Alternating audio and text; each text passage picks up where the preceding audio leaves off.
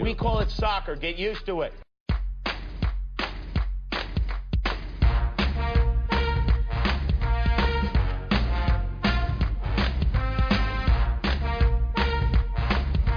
Se llama soccer.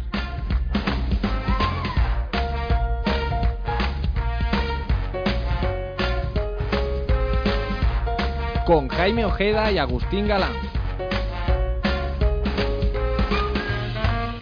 Hola, ¿qué tal? ¿Cómo están? Bienvenidos al episodio número 25 de la temporada en Se llama Soccer, el programa que os trae toda la actualidad del fútbol estadounidense. Ha terminado ya la Copa Oro, el torneo de selecciones de la CONCACAF ha dado carpetazo y México se ha llevado el título ganando 1-0 a Estados Unidos en la final. Este va a ser el tema de apertura del episodio de esta semana, en el cual haremos balance y responderemos a varias preguntas que surgen a raíz de este torneo.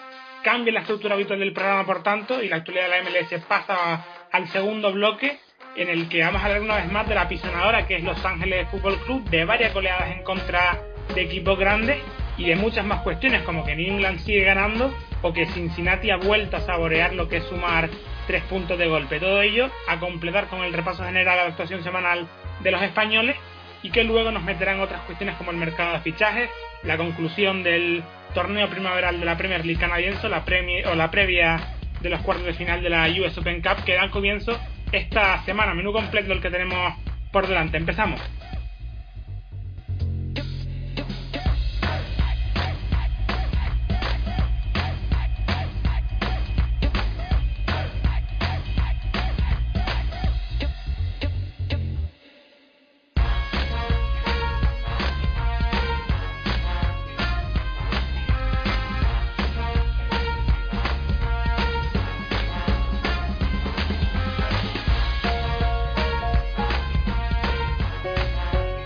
Hay que empezar hablando de la Copa Oro esta vez. Agustín, ¿qué tal?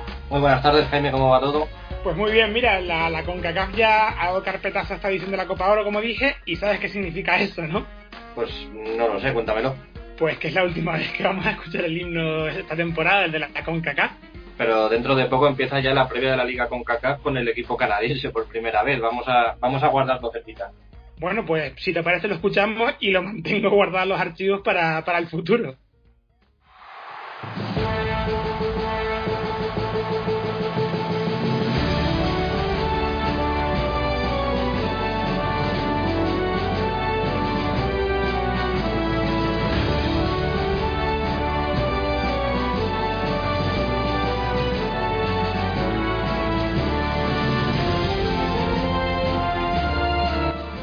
Te iba a decir si estabas triste por perder el himno de la CONCACAF de vista, pero es que, bueno, en vista de que lo vamos a tener que seguir manteniendo, lo vas a echar de menos por muy pocas semanas.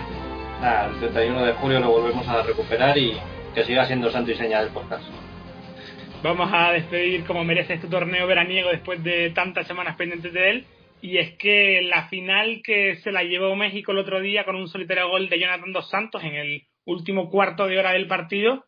Aún así, el partido creo yo que pudo caer perfectamente del lado de Estados Unidos también, porque tuvo varias oportunidades claras para adelantarse en el marcador y empatar luego también. De hecho, al principio del partido fue Estados Unidos el que tuvo dos ocasiones muy claras, sí. Una fallada por parte de Altidor y la otra que detuvo Memo Ochoa, disparo de Pulisic, y luego a partir de ahí se igualó un poco más y México jugó bastante mejor al fútbol, pero sí es verdad que fue una final que se decidió por detalles. Y ese detalle que fue el gol precisamente de Jonathan Dos Santos, un golazo por cierto, que tocó el larguero y al que Stephen prácticamente no pudo hacer nada, siendo el jugador de los Galaxy el que dio la victoria definitiva, y un momento en el que aprovechó Martino para alabar las capacidades futbolísticas, de compromiso y de adaptación al equipo en un año en el que está rindiendo a un nivel altísimo.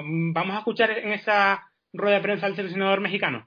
Bueno, cuando yo llegué a la selección de México, Jonathan fue el primer jugador con el que hablé porque justo estaba en México y lo cité en el centro de entrenamiento y nos juntamos.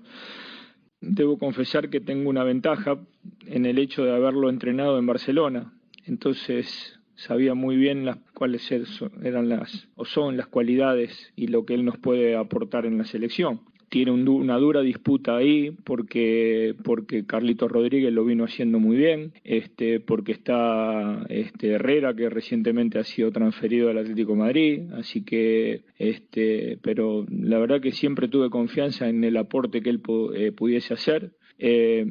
Por ahí podía tener algún tipo de duda respecto a la comodidad con la que él estuviese jugando en su equipo en la MLS, porque yo tenía la imagen del año pasado y el año pasado no fue una buena temporada para los Galaxy. Ya este año juegan con otra intensidad, con otro ritmo.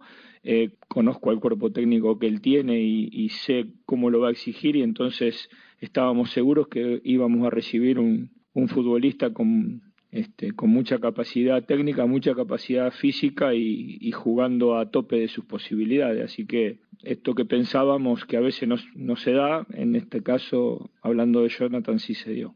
Dudábamos un poco antes de la Copa Oro cuál podía ser el papel de Dos Santos con México, y al final ha terminado siendo muy importante en la consecución del título y en los planes de Martino. Sí, pero porque también es muy importante esta temporada para los Galaxy. De hecho, casi que me atrevo a decir que es más importante tener a Dos Santos sano que a tener a Ibrahimovic sano para el equipo de Guillermo Barros, y eso se ha notado muchísimo cuando el mexicano no ha estado. Y para mí es un centrocampista que cuando está en forma y se le saca todo el jugo es uno de los mejores de toda la región, y lo ha demostrado en esta Copa Oro con esa solvencia que tiene para dominar todo el centro del campo, para distribuir, para moverse de un lado al otro, y a mí me parece que ha sido merecidamente uno de los mejores jugadores de la Copa. Incluso podríamos decir que está quizá no en el mejor momento de su carrera, porque en la etapa del Villarreal tuvo muy buenos años también, pero quizás con esa madurez que le está permitiendo estar a tan buen nivel tanto en la selección como en su equipo. Sí, totalmente. Y de hecho es curioso porque el mejor rendimiento de Dos Santos ha sido siempre cuando ha estado separado de su hermano Giovanni, cuando han estado juntos en un equipo, tanto en el Barcelona como en Villarreal o en los Galaxy. Ahí es cuando los dos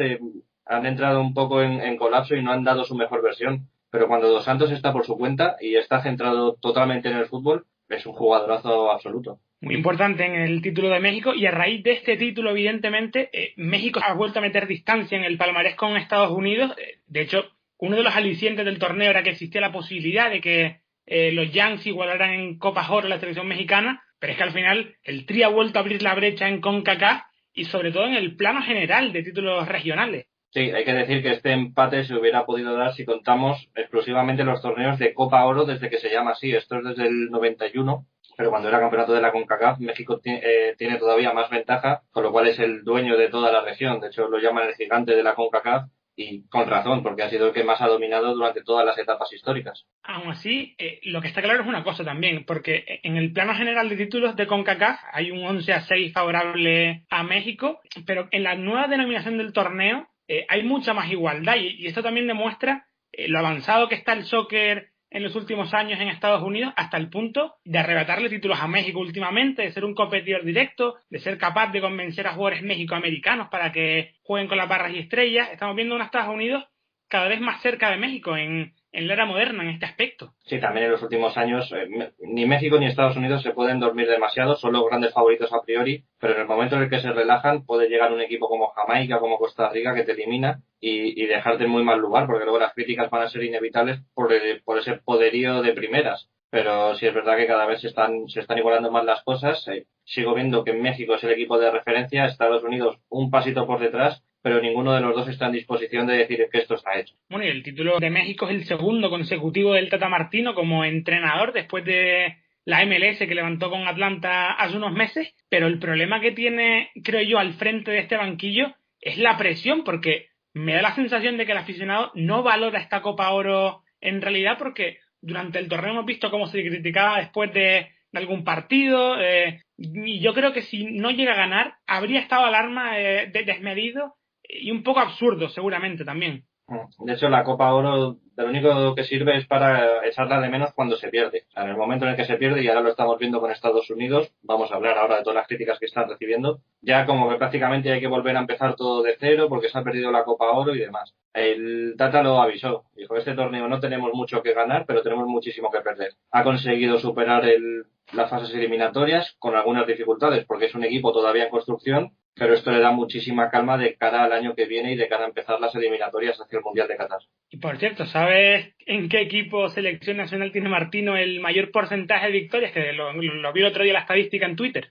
En Paraguay, ¿no? No, curiosamente es en el Barcelona, 2,22 puntos por partido y 74% de efectividad en los resultados en un año donde solo ganó la Supercopa de España, ¿eh? Bueno, sí, pero pensé que decías de selección. Bueno, de hecho el año de Barcelona perdió la Liga en la última jornada contra el Atlético y aguantó bastante bien el ritmo. Lo que pasa es que ese año pues todo salió mal porque el Barcelona estaba todavía pendiente de la situación de Tito Vilanova, que se había tenido que marchar, y empezó también a haber ciertos roces entre Gerardo Martino y Xavi, que empezó a ser suplente en aquellos momentos. Fue un año un poco convulso, pero en cuanto a resultados fue bastante bien. Lo que pasa es lo que te digo, al final se pierde la final de Copa del Rey contra el Madrid, con aquella imagen de Bale y el Tata gritando por detrás, y se pierde contra el Atlético la final, bueno, la última jornada de Liga. Eso hace que el recuerdo sea muy engañoso. No, pero y a mí también me parece curioso porque sus cifras están muy cerca de las de Ernesto Valverde, el actual entrenador, y no sé, a mí no me parece que con Valverde exista esa injusticia que me parece que se tuvo con Martino en la Ciudad Condal.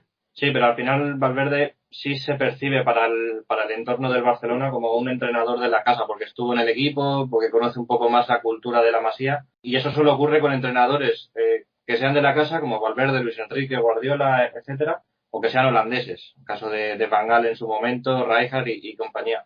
En el momento en el que traes a una figura externa a todo eso, le pasó a Gerardo Martino y le pasó en los años 90 a Bobby Robson. Y las críticas fueron despiadadas y totalmente injustas desde el principio hasta el final. Bueno, y mientras que Martino tiene ahora en el horizonte la Nations League de la CONCACAF y la clasificación sobre todo más importante para el Mundial de Qatar 2022, Berhalter está en la misma situación. El seleccionador estadounidense tiene que empezar a centrarse en estos nuevos objetivos a partir ya después de caer en la final de la Copa Oro, y en general yo creo, en mi opinión, que le podemos dar el aprobado en el primer torneo al mando de Estados Unidos, al margen de haber estado leyendo, según qué individuos y en según qué medios, que su cargo peligra, que si no es el entrenador indicado para dirigir a Estados Unidos. Yo creo que en menos de un año al frente del banquillo hay más puntos positivos que negativos si nos ponemos a pesar las cosas en una balanza. Sí, desde luego. Dime nombres, por lo menos dímelos luego para saber quiénes son esas personas que dicen que no debería seguir. Pero es curioso porque yo creo verdaderamente que tanto México como Estados Unidos están ahora mismo mejor que a estas alturas en 2018. Son dos equipos que han progresado, que todavía no han llegado a su punto máximo de rendimiento, pero es evidente que no están en la situación en la que estaban hace 12 meses sin entrenador, una situación interina bastante incómoda para todos, e incluso en el caso de México sin entrenar prácticamente, como dijo Ochoa ante la prensa. En el caso de Estados Unidos, quizá lo que me ha faltado en esta Copa Oro es que he visto demasiado jugador joven al que le han dado muchos galones, caso de McKennie, y me han faltado un poquito más veteranos, porque vi que había en la final muchas ganas de que los jugadores estadounidenses a la mínima falta empezaban a encararse con los mexicanos, pero me despertaba cierta ternura ver que iban los más jóvenes, gente como Pulisic o como McKennie, a enfrentarse con tipos como Guardado o Héctor Moreno, que tienen 20.000 batallas ya internacionales, y no sé, era una imagen un poco curiosa. Yo a Berhalter sí que lo único que le achaco, uno de los peros, es que haya prescindido de Boyd en la final, porque no entró ni como suplente. Yo creo que en la fase de grupos demostró que podía aportar cosas diferentes, que tenía chispa, que tenía gol, y creo que fue un error que no contase con minutos contra México, al menos como revulsivo. Sí, es una de las cosas que se le achacan y con toda la razón. Y otra, para mí, es que la confianza que ha mantenido en todo momento hacia los jugadores que tenía el año pasado en Columbus. Porque ahora mismo el presente, tanto de Will Trapp como de Gyasi Sardes, es bastante diferente, aunque siguen siendo dos jugadores con mucha calidad y que pueden aportar mucho, pero creo que tienen mucha menos importancia. De hecho, Trapp apenas lo hemos visto durante la Copa, y es otra de las cosas que se le puede sacar. El hecho de haber prescindido de Sargent le va a pasar muchísima factura, porque si era un delantero que podía haberle hecho bastante bien al equipo, por mucho que no estuviera en un estado de forma tan óptimo al estar en plena pretemporada. Bueno, y en el balance de premios individuales, curiosamente, México no tiene mucha mayoría en presencia. Raúl Jiménez es el Balón de Oro del torneo y Ochoa el mejor portero, pero Estados Unidos cuenta también con dos premiaciones, aunque una de ellas es la del Juego Limpio, que a nadie le gusta, pero la otra es la del mejor jugador joven, que se lo llevó Pulisic, y el máximo goleador fue el canadiense Jonathan David, con 6 tantos, una sorpresa. Sí, uno de los jugadores que no estaban en el radar, porque cuando se hablaba de Canadá quien más que menos estaba pendiente de Alphonso Davies, el extremo del Bayern, pero ha salido de repente Jonathan David y es un jugador a seguir muy de cerca. Está en la Liga Belga, en el Gante, y ya tiene una valoración en torno a los 10 millones de euros que se puede multiplicar después de este torneo. Y hay muchos equipos que están muy pendientes de la Copa Oro precisamente por eso, porque no hay demasiada atención sobre ella y de aquí se pueden sacar joyas muy interesantes para los clubes. Donde sí se demuestra mucha superioridad de México, eso sí, es en el once ideal del torneo, porque tiene hasta 7 jugadores, que lo he mirado antes, uno por cada línea, y solo hay 3 de Estados Unidos y uno de Canadá. Sí, yo creo que es el reflejo de lo que ha sido la Copa Oro. Quizás se podría haber metido, no sé, el guardameta de Curazao, a Luis Rom, que ha hecho un muy buen torneo, pero al final Ochoa sigue siendo ahora mismo, al no estar Navas, el mejor portero que tiene la CONCACAF, y eso es así. Bueno, y parece que en el futuro se plantea sacar la Copa Oro de Estados Unidos, de mandarla a algún otro país, a México quizás, como se ha hecho con algunos partidos en esta edición, con Jamaica y Costa Rica, si no me equivoco, sacar algunos partidos de Estados Unidos, y parece que es una de las intenciones de la CONCACAF en el futuro, ¿no? Sí, por lo menos que se empiece a mover, y yo creo que sería una buena idea moverlo primero a México y después en 2023 moverlo a Canadá, para que los 3 países que van a organizar el Mundial de 2026 empiecen a tener ya cierto tipo de soltura a la hora de organizar torneos, recibir a las selecciones, etcétera. Y entre otras cosas, con eso se conseguiría, bueno, acabar con las deserciones de Cuba, de las que hablamos semanas atrás. Bueno, desertarían igualmente en México o en Canadá, eso creo que va a seguir produciéndose. Y si acaso el único cambio que yo quiero para la Copa Oro es que instauren el VAR ya de forma definitiva, porque no me parece de recibo que en un torneo continental todavía no haya tecnología para ayudar a los colegiados. Sí, pero si tiene que funcionar como funciona en la Copa América, mejor que ni lo implanten, ¿eh? Pero la Copa América se ha puesto al nivel, ha retrocedido muchísimos años con esta edición. Ha sido una cosa verdaderamente terrible. Pero yo creo que sí, que al final tienes que tener el VAR. Otra cosa luego es cómo se utilice, pero a día de hoy es que atrasa muchísimo. Da la impresión de que estamos en el siglo pasado. Sí, en pleno 2019 la competición que ya no tiene VAR se mira un poco rara. Y ahora sí, bueno, vamos a entrar en la actualidad de la MLS para repasar lo que ha dado de decir la 18ª semana de Liga, ya habiendo terminado con ese repaso a la Copa Oro. Y empezamos por el imparable Los Ángeles de Carlos Vela y compañía, si te parece, porque entre semana visitó a Kansas y le endosó un 5-1, y parece que luego el sábado dijo, nos visita Vancouver, el equipo que no ganó por primera vez este año, pues no se lo voy a perdonar. Y bueno, al final les metieron un 6-1 que eleva a 11 goles los que el equipo aurinegro ha marcado esta semana. Un auténtico destrozo lo que ha hecho esta semana Los Ángeles con 2 rivales, y deja claro que lo que había sucedido la semana anterior en Colorado no fue más que un partido como de pretemporada para ellos, de volver a activar las piernas, y otra vez se han puesto al trabajo, incluso con el portero suplente, con Cisniega, y ha sido en esta semana se ha producido el hecho de que ha superado ya los 100 puntos y ha sido el equipo más rápido de la historia de la Major League Soccer en conseguirlo. O sea que es una señal de que es un proyecto ganador desde el principio. El año pasado tuvo mala suerte en los playoffs, pero a día de hoy es que va con mucha diferencia como el gran candidato al título. Es el candidato número 1, desde luego, pero sobre todo porque no solo tiene un poderío ofensivo muy grande y una capacidad realizadora tremenda en el último tercio del campo, sino sobre todo porque en defensa, atrás, no van cortos de efectivos, incluso cuando tienen bajas por Copa Oro, como las de Zimmerman y Tyler Miller, porque en el partido contra Kansas, por ejemplo, juega Blackmon como lateral derecho, Pablo Cisniega como portero, y aunque acaba jugando, no juega muy bien con los pies Cisniega, sin tener un ratio de pase grande, como primer hombre en salida de balón, lo compensa totalmente en su actuación entre palos. Tuvo 10 recuperaciones, 4 paradas y 3 despejes, y al final evitó que de los 21 disparos de Kansas, que miré la estadística, 7 fueron a portería y solo marcaron un gol. No sé, en todo ese tiempo que ha tenido que jugar por la convocatoria de Miller con Estados Unidos, para mí ha demostrado que es un portero muy apto para defender a Los Ángeles y no desentonar en el 11. Sí, estos partidos le van a venir muy bien a los que vaya a jugar en la Copa, y creo que de cara al futuro es una opción bastante seria para desbancar a Miller, que yo creo que a poco que Cisniega gane confianza y esté más suelto con esa defensa, puede ser una buena opción para el futuro. No esta temporada, pero la que viene podría ser. Y bueno, yo no sé si viste la estadística final en el partido de Los Ángeles contra Vancouver, acabó con 31 disparos en total y se me hacen hasta pocos goles los 6 que marcaron. Aquello fue un desastre absoluto. De hecho, luego en la sección de los españoles vamos a escuchar lo que decía Erice, pero es que salieron rotos por todos lados y eso que ya empezaba a recuperar efectivos los Whitecaps después de la Copa Oro. Y al contrario que Los Ángeles, en Atlanta y Nueva York ha habido una sangría importante esta semana, porque antes de los enfrentamientos el finde, en ese clásico que se ha ido creando a raíz de los últimos duelos y que esta vez acabó en empate a 3, los dos acabaron perdiendo 5-1 y 4-0 respectivamente contra Chicago y Houston. Y sorprende, creo yo, sobre todo lo de Chicago, lo más alarmante, porque es verdad que juegan con uno más desde el minuto 10 por la expulsión de Leandro González Pires en Atlanta, pero es que al final hablamos de Chicago, ¿no? Y es que fue una cosa de derribo constante, y eso que en la segunda parte no marcaron ni un gol. No, fue todo en la primera mitad, fue un auténtico naufragio por parte de Atlanta, la mayor goleada desde que el equipo existe, y Frank de Boer en la rueda de prensa no puso paños calientes. Todo se les desmoronó demasiado rápido, ni siquiera habían llegado los 20 minutos cuando se expulsó a González Pires, y luego para meter otro defensa, Frank de Boer decidió quitar al Piti Martínez, que está perdiendo la confianza a marchas forzadas, porque si lo quita en la primera parte es como que es la pieza más prescindible del ataque, y normalmente suele ser el delantero o el atacante de menor jerarquía, pero Frank de Boer apostó por quitar a Gonzalo Martínez, y a partir de ahí pues todo el torrente ofensivo de Chicago se ocupó de hacer el resto, y la segunda parte pues no tenía más historia. Y en el partido contra los Red Bulls también se quitó de en medio a Gonzalo Martínez de los primeros, cuando estaba todavía el partido con todo por decidirse.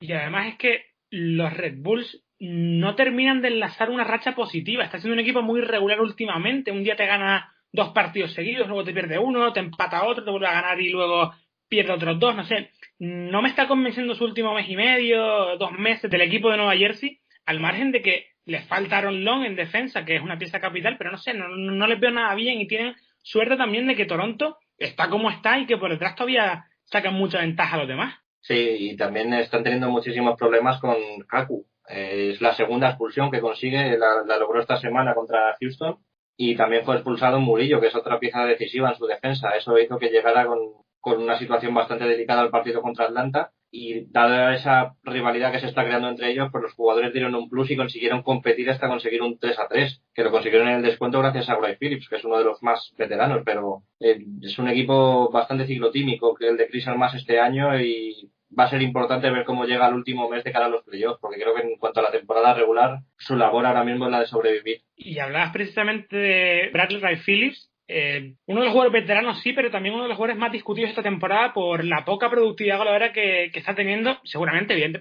evidentemente por la edad que tiene ya, que el físico empieza a afectar. Sí, es evidente, al final los años empiezan a notarse, tenía ya 34 o 35 si no me equivoco, y está llegando Brian White desde la cantera, que es el que está teniendo más peso y más protagonismo desde el principio de año para Chris Armas. Es una transición que no va a ser fácil por la figura histórica que es Wright Phillips, pero ahora mismo ya los Red Bulls tienen que estar pensando en pasar a la siguiente página de su proyecto. Incluso dentro de poco se va a tener que empezar a pensar en buscar también un relevo para Luis Robles, el veterano guardameta. Bueno, y de Cincinnati, ¿qué me dices? Segunda victoria en los últimos 12 partidos de derrotas en la MLS. Este equipo va para arriba, ¿eh? Que se nota la ironía. No, pero están hablando en la prensa de Cincinnati que es posible que este haya sido el último partido de Joan Damé. Van a traer un entrenador de urgencia, y la idea, según dijo el nuevo director deportivo, es que se ocupe del equipo en lo que queda de esta temporada, y si los resultados son decentes, ya no buenos, decentes, sé que se encargaría también de la siguiente temporada. Sería como mucho 18 meses para el nuevo entrenador hasta que el equipo se traslade al nuevo estadio, al que va a ser su estadio de forma definitiva, y a partir de ahí es cuando dicen desde la directiva que ahí empieza la historia de Cincinnati. O sea que estas 2 temporadas son de prueba. 2 temporadas de prueba. Yo la verdad que no vi el partido esta semana, pero están empezando a llegar algunos refuerzos en el mercado de verano que ya he visto para mejorar el nivel y sobre todo la competitividad de la plantilla, que es algo que en estos primeros 4 meses de liga no hemos visto casi nada de Cincinnati, por no decir nada directamente. Al final es eso, un proyecto pues para considerarlo dentro de 2 años y no ahora. Yo es que no me puedo creer que el equipo haya llegado desde la USL, donde lo estaba haciendo muy bien, a la MLS tan alegremente para decir, no, pero ahora estos 2 primeros años no sirven, no los tengáis en cuenta. Pues entonces haber solicitado la entrada en la MLS dentro de 2 años. Créate un buen proyecto y cuando esté todo sólido, pues ya se empieza a mirar. Pero Si la primera decisión que tomas a las pocas jornadas de empezar la liga es despedir a Alan Cook, pues significa que no estabas muy preparado del todo para hacerlo. Pues sí, y hablando de Cincinnati, se ha dado la curiosidad esta semana que el peor equipo de la MLS en lo que va del año, y uno de los que era de los peores hasta hace varias semanas, como New England, ellos dos han sido los únicos que han ganado esta semana en la conferencia este. Y bueno, yo cada vez voy viendo más posible que los Revolution lleguen al final de la temporada metidos en esa pelea por entrar a playoffs, porque Toronto no está muy bien en este principio de año. A Montreal se le está viendo flojear últimamente. A mí los Red Bulls no me convencen de momento. Están ganando muchos enteros el equipo de Bruce Arena, creo yo. Sí, y están ganando muchos enteros porque están sabiendo potenciar lo que tiene a la espera de los fichajes que van a llegar. Ahora en el mercado vamos a hablar, porque los Revs parece que son uno de los que se están moviendo con mucha mayor intensidad en estas primeras semanas de mercado. Y a mí la verdad que me sorprende el buen rendimiento que está dando Bruce Arena. Es un entrenador que yo pensaba que desde el punto de vista táctico ya no tenía mucho más que ofrecer, más allá de que es una figura histórica, de que ejerce cierta influencia sobre los jugadores que otros entrenadores no pueden hacer, pero la verdad es que hasta el momento está respondiendo a las mil maravillas. Yo creo que va a haber muchos equipos que van a llegar bien a la recta final. Por ejemplo, hablabas de Montreal, ahora mismo Piatti está volviendo a los entrenamientos, en 2-3 semanas es posible que lo veamos de nuevo jugando. Creo que los Red Bulls van a tener una muy buena recta final. Atlanta creo que también, ahora que vuelve Joseph Martínez, va a empezar a sumar victorias. En New York City pues hay un equipo que está compitiendo todo el rato. No sé si les va a dar a New England para meterse en playoffs, pero por lo menos estamos viendo que compiten, que ya es un buen avance. Para pelear seguro que estará ahí. Y hay que ver lo mucho que echaba de menos a Lodeiro, Seattle, porque a medida que las selecciones iban cayendo en la Copa América y Copa Oro, los jugadores han ido reincorporándose a sus equipos, pero creo que pocos son tan fundamentales y tienen el grado de importancia a la hora de hacer fluir el juego en su equipo y de ser decisivos en el resultado final, como es Lodeiro con los Sounders, porque el uruguayo volvió a jugar como Esmeralda el otro día y su equipo ha vuelto a ganar con un papel clave suyo después de que tropezasen unos días antes en Nueva York. Sí, es que también hay que recordar que Seattle ha sido el equipo más castigado por la Copa Oro y la Copa América. Perdieron hasta 7 jugadores y todavía faltan por regresar Cristian Roldán, que estuvo jugando la final con Estados Unidos, y Ruiz Díaz, que estuvo en la final de la Copa América con Perú, sorprendentemente. En cuanto llegó Lodeiro, pues sí, se vio que el equipo tiene otra cara porque jugaba con todos los suplentes, pero aún así el uruguayo declaró al final del partido que estaba muy cansado y como que todavía necesita una fase de aclimatación y sobre todo que llegue el resto de compañeros para sentirse mucho más arropado. Quizás esta semana que no hay partidos entre semana en la MLS pueda volver a recargar las piernas, las pilas en ese sentido. Y entrando ya en el repaso habitual a la semana de los españoles de la MLS, toca empezar por Carles Gil, que con su asistencia contribuyó a la victoria de los Revolution, que consiguieron fuera de casa en un duelo contra Colorado, que fue algo así como el partido entre dos equipos en crecimiento, que van al alza, ¿no? Sí, la verdad es que Gil está jugando un muy buen partido. De hecho, ya la afición está preparando incluso una canción personalizada para Carles Gil, al más puro estilo de la Premier League inglesa. Y su asistencia a Juan Fernando Caicedo en el saque de una falta fue muy precisa y una señal de que el mediapunta español es uno de los jugadores más dotados técnicamente de la liga. Y en el este, uno de los mejores equipos y más regulares en todo lo que llevamos de esta liga estaba siendo New York City. El equipo entrenado por Domenech Torrent llevaba 11 o 12 partidos de liga sin conocer la derrota y jugó la semana pasada contra Seattle, le ganó por 3-0 y justo cuando hablamos en el anterior episodio de que tenía, muy lejos todavía, eso sí, el récord histórico de 19, al final este sábado cayeron en casa contra Portland y han sumado su segunda derrota de la temporada, acabando con ese sueño de llegar a esa cifra, pero que aún así no está nada mal el haber conseguido esta segunda derrota en pleno mes de julio. Es una pena, eso sí, porque ya no van a llegar a esas cifras, pero lo cierto es que el equipo es muy regular en lo que a resultados se refiere y muy convincente. Sí, al final creo que fue en 14 la cifra en la que se ha quedado New York City. Y es que ha tenido muy poquito descanso, porque ha sido uno de estos equipos que ha tenido que jugar en esta racha infernal de 18 partidos en solo una semana. Ellos han tenido que jugar el miércoles contra Seattle y el domingo contra Portland. Al fin y al cabo, los dos equipos de Cascadia son siempre de los más complicados que te puedes encontrar en la liga. Y en el segundo partido tenían una luz de bajas absoluto. De hecho, el del banquillo tenían solo 5 suplentes y el único que tenía opciones de entrar para intentar remontar el partido era el paraguayo Medina. El resto eran Bedoya, Torres, Hack y tu amigo Luis Barraza, el tercer portero al que nadie conoce. Desde luego, las fotos que sale el portero por ahí, hay mucha gente que todavía ni lo reconoce, incluso propios aficionados de New York City, que me he dado muy cuenta en alguna ocasión. Bueno, y después del varapalo que fue caer por 1-5 contra Los Ángeles, Kansas se sacudió el polvo y consiguió ganar a Chicago en el fin de semana, en lo que es un balance aceptable para Ilie Sánchez y Andreu Fontás, que en este partido no solo no jugó, sino que se quedó fuera de la convocatoria después de haber sido titular en la goleada sufrida en casa. Sí, creo que fue el sacrificado. No le debió de gustar mucho su rendimiento a Peter Vermes porque lo dejó fuera en el segundo partido después de haber perdido contra Los Ángeles y ni siquiera estaba en la lista de lesionados, por lo cual no se puede aducir que tenía algún tipo de molestia, simplemente fue una decisión técnica y Andreu Fontás se quedó fuera, no así Ilie, que sí jugó los dos como titular, como es habitual, y fue protagonista también dando una asistencia a Croisset en uno de los goles de Kansas City durante la semana. Y en la misma línea fue la semana de Víctor Rodríguez, igual que los dos anteriores, aunque eso sí, en el sentido inverso, porque saldó la semana con victoria y derrota. Y ojo, porque contra Columbus se pudo haber ido anotando un golazo tremendo que se lo negó Bendy con una mano prodigiosa, un balón que iba a las cuadras. Sí, sigue con su recuperación Rodríguez. Entró en la segunda parte contra New York City, todavía cuando se podía competir, pero luego los Citizens se llevaron bien el partido. Y contra Columbus, una vez titular, ya de nuevo como compañero de Lodeiros, y se volvió a ver una versión mucho más acercada a la realidad de lo que es Rodríguez. Se le vio bastante recuperado de la lesión en el bíceps femoral, sprintaba bien, presionaba y le faltó ese poquito que comentabas para haber marcado un gol que habría sido candidato al gol de la jornada. Y la semana de Oriol Rosell demuestra lo complicado también que es Filadelfia, el Filadelfia de Jim Curtin como rival este año, porque tuvieron doble enfrentamiento de forma consecutiva y a pesar de haber participado en el duelo en el que sacaron un punto, en el empate a 2, en el otro es que cayeron por 3-1 y se demuestra que el equipo de Pensilvania está siendo uno de los mejores de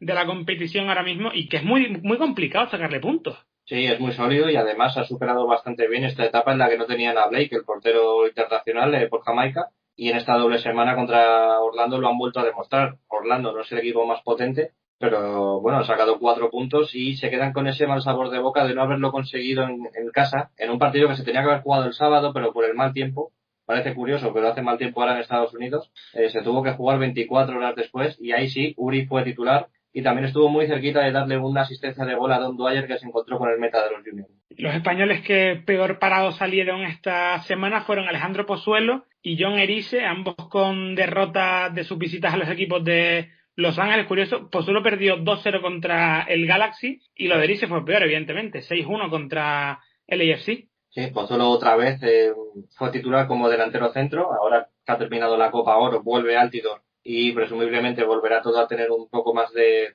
orden y sentido, jugará por detrás del punta, llega también el nuevo extremo que luego comentaremos, pero en el caso de Erice sí, otra semana bastante oscura para los Whitecaps que no terminan de empezar a despertar y a sumar con regularidad. De hecho tenemos declaraciones de Erice hablando en zona mixta después del desagradable resultado que cosecharon en LA. It was the first half started as we wanted, as we preparing during the season, during the week. We're trying to exploit the back of the right full back of them that with Jordi and Lucas in this space. We scored the goal. We had 2 or 3 chances there in this space, but after we conceded 2 goals in set plays that we didn't want to do that because the game was under control. The chances were shoots from outside. It's exactly what we wanted to do, but we conceded these 2 goals and we were to the halftime losing 2-1 after the second half. It was our worst performance of the season.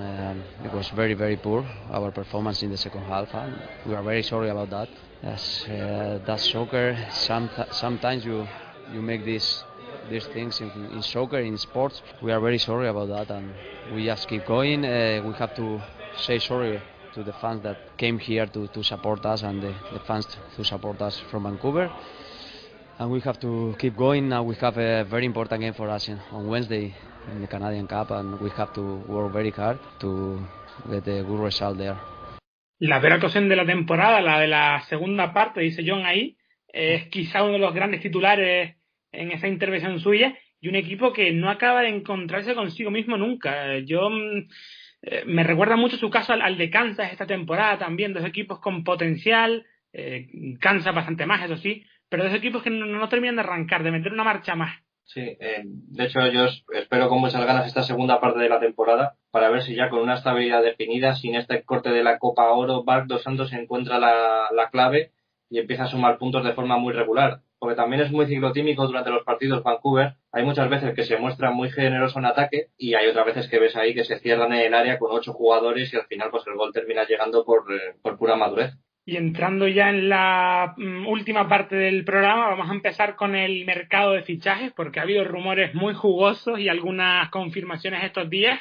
Empezamos por los rumores y el primero de todos es el de la posible llegada del español Álvaro Vázquez a Toronto, todo a raíz de un comentario que él mismo publicó en una foto de Pozuelo en redes sociales, el que sería su compañero en caso de producirse el fichaje. Sí, a mí esto de que se desate un rumor de un fichaje a raíz de un comentario de Instagram siempre me parecerá muy gracioso, y luego cuando empiezas a mirar las posibilidades que tiene Álvaro de llegar a Toronto, no sé si termina de cuadrarme en el equipo de Greg Vanney, porque si llega es porque Altidore definitivamente se va a marchar a China, que es algo que todavía no se ha confirmado de ninguna manera, y mientras estamos grabando esto, Toronto ha anunciado el fichaje de un jugador de ataque, el extremo venezolano Erickson Gallardo, para hacer esa pareja con Pozuelo y que se entiendan un poquito más en ataque. Greg Vanney quiere jugar mucho más por las bandas que por el centro este año, con lo cual a mí el fichaje del jugador del Zaragoza me resulta ahora mismo bastante complicado de ubicar. Bueno, el interés por Álvaro Vázquez vendría a significar que Altidore tiene una oferta formal del fútbol chino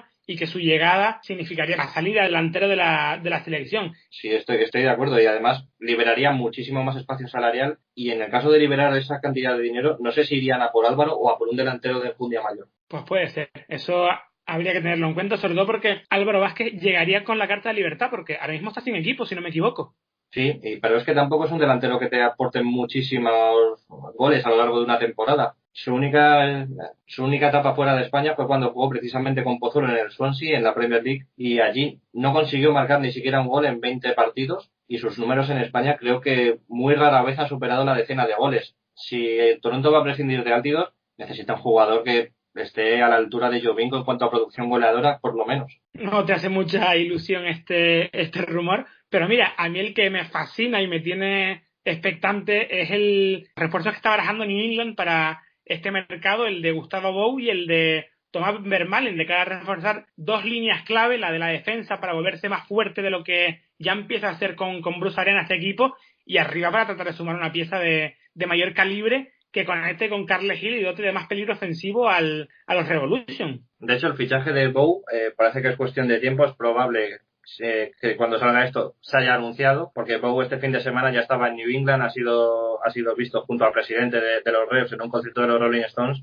y los aficionados pues se lo han tomado con cierta ironía, diciendo pues, o le gusta mucho los Rolling Stones o este señor está aquí por algo. Así que parece que el delantero del Tijuana va a aterrizar en la Major League Soccer, y creo que va a ser un traspaso bastante importante. Van a pagar en torno a los 10 millones de euros, por lo que se está diciendo, y para un equipo como los Revolution, que no se caracterizan por invertir mucho dinero en su equipo de fútbol, son unas cifras muy notables. Sí, porque parece que New England está dispuesto a sacar la billetera esta temporada, y como que se ha dado cuenta que para competir en la MLS de hoy en día ya sabe que es necesario gastarse dinero, porque por Gil ya pagaron a principio de año 2 millones de euros, por Bou van a pagar ese traspaso en torno a los 10 millones para sacarlo de Tijuana, y Vermaelen es que en realidad llega libre, pero imagino que no va a tener un sueldo bajo seguramente. Eso sí, el único problema con Vermaelen creo yo que es su estado físico, como siempre, porque las lesiones nunca lo han respetado, pero si esta vez sí sucede así, ya ha demostrado tanto en el Arsenal como en el Barcelona, y como en la propia selección de Bélgica, que es un gran central. Sí, no, de hecho, Vermaelen sano, y he visto prácticamente todos sus partidos desde hace muchos años, es uno de los grandes centrales de Europa sin lugar a dudas. Lo que pasa es que muy pocas veces lo ha estado, y bueno, también uno de los mayores problemas es la competencia que va a tener New England por llevarse a Vermaelen, porque el diario belga que lanzó este rumor, este interés por parte de New England, incluye también en la noticia al Anderlecht, al Olympiacos, al Al-Arabi Qatarí, al Shandong de la Liga China, y son equipos que sí pueden permitirse costear un salario como el de Thomas Vermaelen. ahí no sé si New England está en disposición de entrar a pujas. Habrá que verlo. Y hablábamos antes de Bow, que puede hacer las maletas en México para irse a Estados Unidos, aunque bueno, ya las he hecho en realidad. Y el que puede hacer el camino inverso parece que es Mauro Manotas, que suena muy fuerte para fichar por Cruz Azul después de que el invierno pasado el Oporto estuviera muy interesado en su contratación. Y me sorprende porque es el único rumor que hay activo ahora en torno a Manotas y creo que es un jugador que tiene capacidad suficiente para dar el salto a Europa más pronto que tarde, y creo que Houston puede hacer mucha caja este verano con él y con Albert Ellis, y mandarlo al Cruz Azul creo que sería muy positivo para él en lo económico, porque la Liga Mexicana sí es capaz de dar muy buenos sueldos, pero en lo competitivo creo que al final sería un paso al costado. Creo que le da lo mismo estar en Houston que estar en Cruz Azul, porque Cruz Azul es un equipo que tiene la vitola de grande de la Liga MX, pero hace muchísimo tiempo que no consigue ganar un título, y más o menos la misma situación que Houston, que es un equipo que tiene su solera, tiene su tradición, pero su realidad a día de hoy es la que es. Sí, es esta la realidad, porque a mí también me parece un error en términos futbolísticos que Manotas se vaya a México, porque sí, es eso, la Liga MX es verdad que es mejor que la MLS, indudablemente, y que en Cruz Azul cobrará más de lo que cobran en Houston, siendo jugador franquicia que lo es, pero sí es verdad que si da el salto al fútbol mexicano, da la sensación de que se sale un poco de la órbita del fútbol europeo, porque la Liga Mexicana no tiene tanta trascendencia, tanta exposición internacional como sí la tiene la MLS, y en ese sentido el cambio es contraproducente, seguramente. Evidentemente habrá allí ojeadores, pero luego cuando un jugador está en México es muy difícil sacarlo de allí porque va a cobrar más en México, con lo cual es una situación en la que el jugador está muy acomodado y le vaya bien o le vaya mal, pues prefiere seguir allí. Es algo que ya ha dicho Matías Almeida en muchas ocasiones, que él tiene muy difícil sacar a los jugadores de Chivas o de los equipos que conocen la Liga MX por el sueldo que tienen.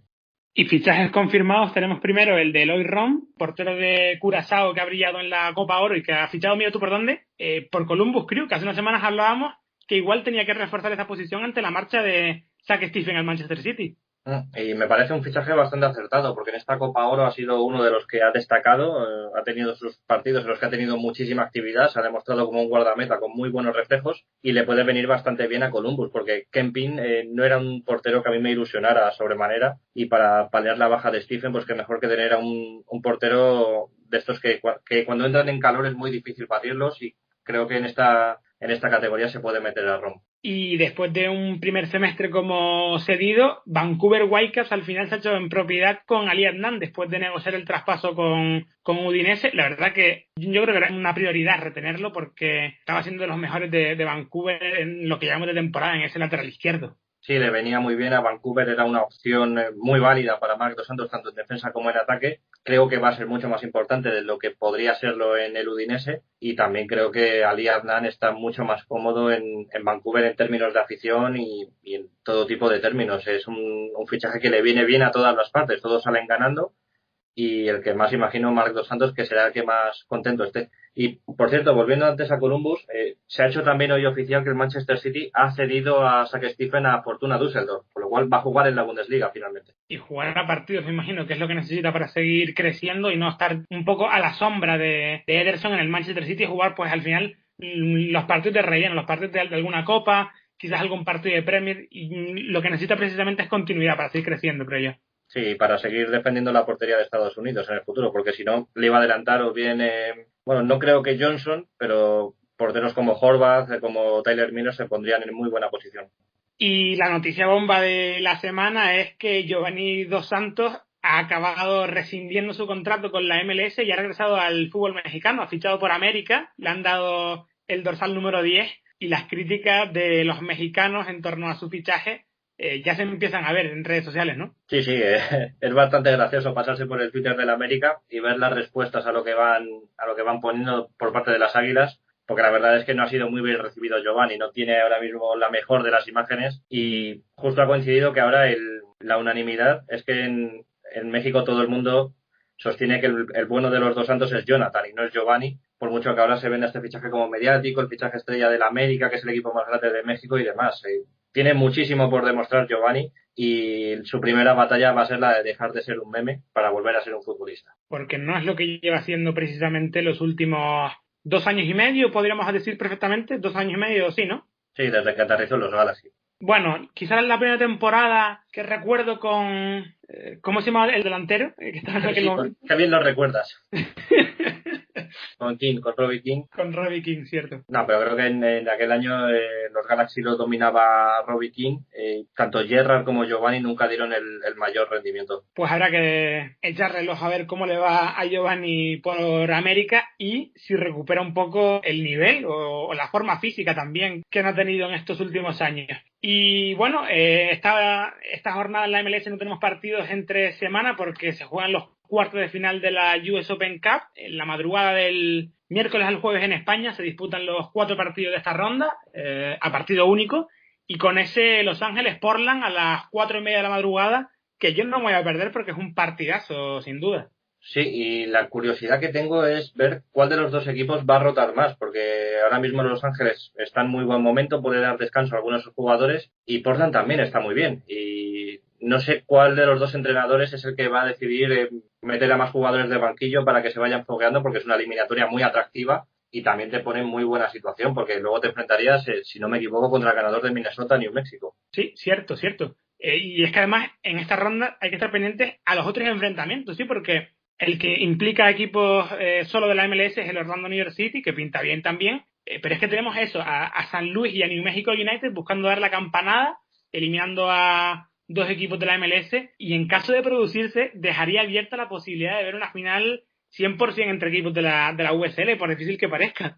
Bueno, a mí me parece prácticamente imposible, pero sí, la posibilidad existe. Y en cuanto a las eliminatorias, la de Orlando-New York City la veo muy favorable a Orlando, porque New York City tiene muy pocos efectivos y Domènec Torrent ya ha avisado de que el equipo está muy cansado, con lo cual el 11 que vaya a poner en este partido va a ser algo, creo que totalmente experimental. Y el Atlanta-San Luis tiene el interés de ver el debut de Hitman, el jugador que ha llegado del Bournemouth de la Premier League. Ya ha dicho Frank de Boer que va a ser titular, con lo cual va a ser una prueba bastante interesante para ver qué puede aportar en ese centro del campo. Y antes de entrar en el consultorio, hay que apuntar que en la Premier League canadiense se ha terminado ya el torneo de primavera, que el Cavalry se ha proclamado campeón indiscutido de esta primera fase, y que a los 2 españoles que tenemos por allí no les ha ido bien precisamente. O sea, al final Ramón Soria ha conseguido llegar a la 3ª posición con el Edmonton, bastante alejado de los 2 primeros puestos, y el Pacific de Víctor Blasco ha quedado al final 5º. Y ninguno de los dos va a jugar en la previa de la Liga CONCACAF, eso ha ido para el Forge, que debutará a finales de julio,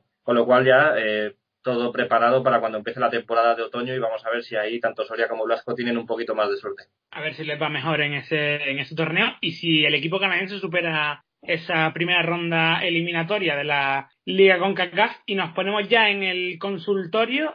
Recordad que solo respondemos a las preguntas o a los comentarios identificados, no a los anónimos, y nos ha llegado una pregunta de parte de Alberto Cristóbal acerca de la marcha de Carlos Grueso a la Bundesliga, que se nos olvidó comentarla antes, y nos dice si a raíz de este movimiento la MLS es tan mediocre como se viene diciendo por ahí.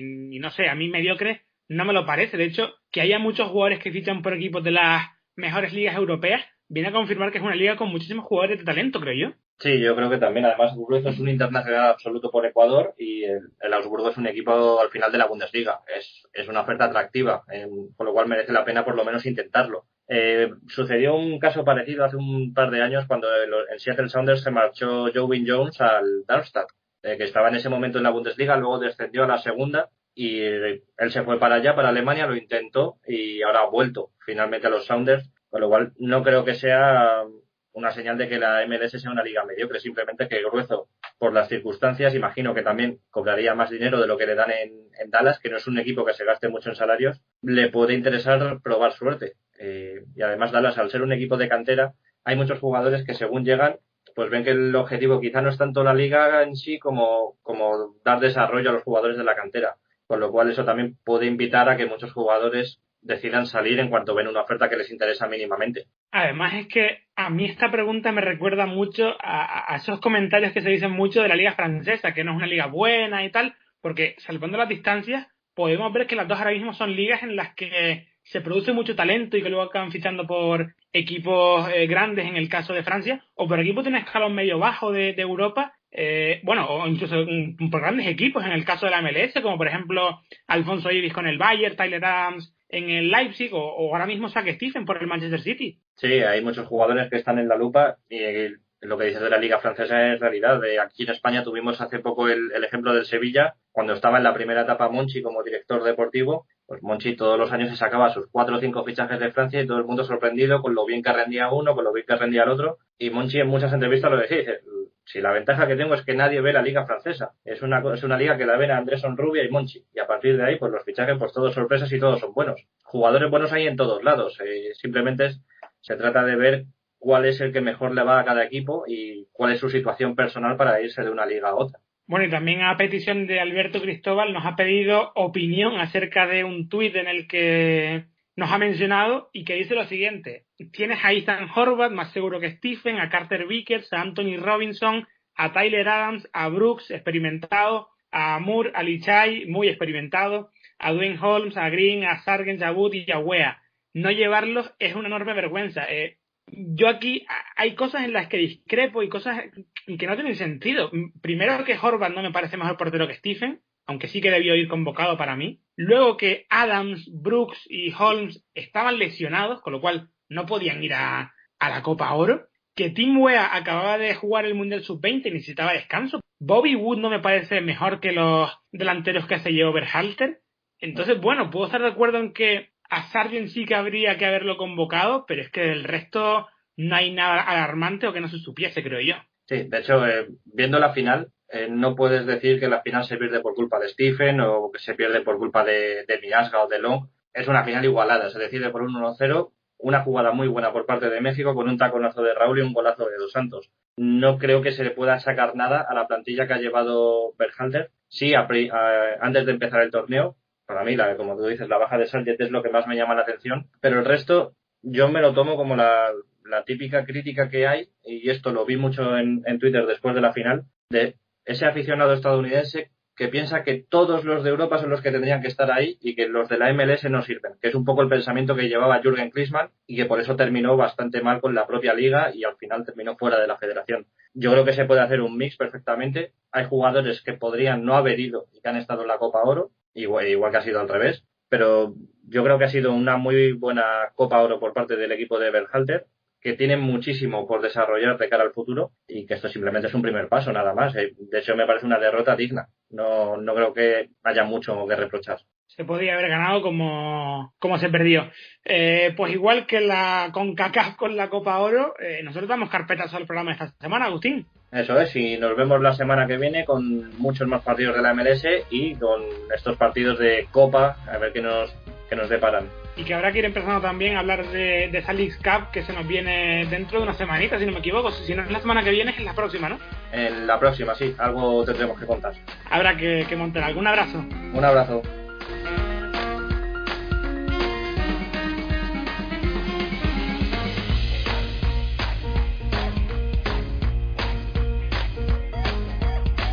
Recuerdo a todos los oyentes que si no estáis suscritos al podcast en vuestra plataforma de escucha favorita, que lo hagáis para no perderos las notificaciones de subida de nuevos episodios. Estamos en iVoox, en Apple Podcast y en varias plataformas más. También nos encontráis en Twitter como @seyama_soccer y agradeceros que estéis ahí, que nos escuchéis siempre. Nos escuchamos el próximo martes. Chao.